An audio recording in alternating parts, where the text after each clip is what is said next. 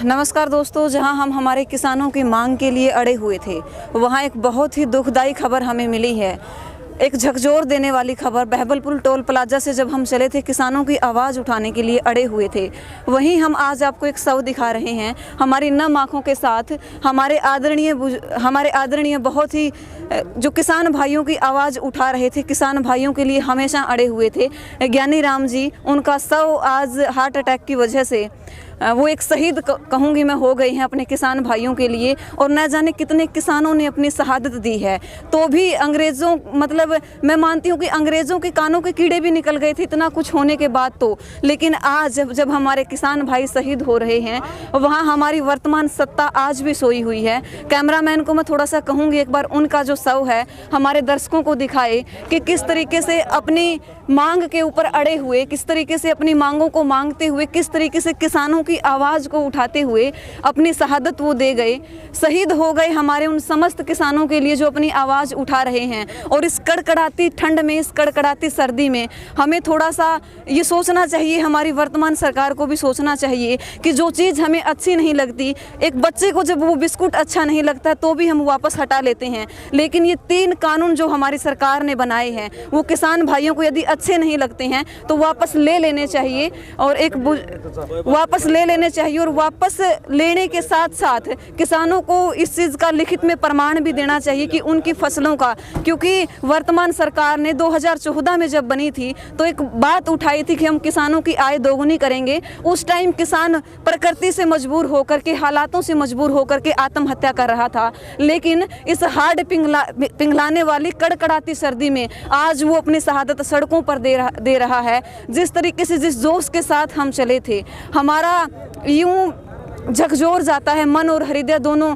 थोड़े से मैं कहूँगी कि जिस तरीके से जो आवाज़ हमने उठाई है वो आवाज़ अब तक तो कम से कम वर्तमान सत्ता तक पहुंचनी चाहिए। और जो नज़ारा आज आप यहाँ देख रहे हैं, जो नज़ारा दृश्य बहबलपुर टोल प्लाजा से यहाँ तक चला था, आते आते इस सफ़र में हमारे किसान भाई ने अपनी जान जो है वो गंवा दी और देश के लिए, अपने किसानों के लिए, अन्नदाता के लिए वो शहीद हो गए। उनकी शहादत, हम उनकी शहादत का, एक एक किसान की शहादत का इस सरकार से, वर्तमान सत्ता से जवाब लेकर के रहेंगे, प्रधानमंत्री से जवाब लेकर के रहेंगे, हमारे मुख्यमंत्री मनोहर लाल खट्टर से इस चीज़ का जवाब लेकर रहेंगे कि क्या एक इंसान की जो जान है उसकी कोई कीमत नहीं है, या फिर उस कीमत को आप समझना नहीं चाह रहे हैं, या फिर आप उन गद्दों पर सोकर चैन की नींद ले रहे हैं। आपको पता है 26 जनवरी कैसे मनानी है, किस तरीके से मनाई जाएगी। 26 जनवरी को यदि आप एक बार टटोल करके देखें, वो इतिहास, वो कानून बने थे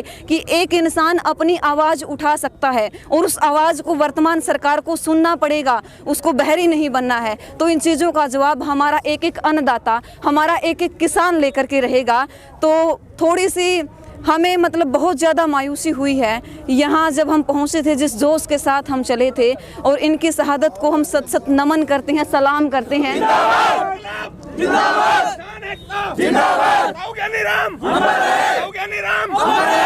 और अमर तो रहेंगे ही रहेंगे, अमर तो रहेंगे ही रहेंगे। ज्ञानी राम जी अमर तो रहेंगे ही रहेंगे। मेरा जिंदा रहने का मकसद क्या था कि हमारे विचारों में वो हमेशा जिंदा रहे, क्योंकि जो इंसान इस संसार से चला गया है उस इंसान के विचारों को हम अपनाए और हमारे हर एक बुजुर्ग में, हर एक नौजवान में, हर एक युवा साथी में वो आज अभी भी जिंदा है। मानो कुछ घंटों पहले, कुछ मिनटों पहले उन्होंने अपने प्राण त्याग दिए हो, अपनी सांसों को त्याग दिया हो, लेकिन हमारे विचारों में वो हमेशा जिंदा रहेंगे और हैं। उनको हम नमन करते हैं, सैल्यूट करते हैं। और मैं सैल्यूट करती हूँ जेवरा की पावन भूमि को, जो अपनी तबीयत का, जो अपने स्वास्थ्य का ख्याल न रखते हुए किसान भाइयों के साथ यूँ खड़े हुए हैं, अड़े हुए हैं, जिन्होंने घेराव किया है आज SDM ऑफिस का। पूरे बरवाड़ा और हिसार, पूरे भारत के किसानों को मैं सैल्यूट करती हूँ और नमन करती हूँ। हम बने रहेंगे आप सभी के साथ। जय हिंद, जय भारत।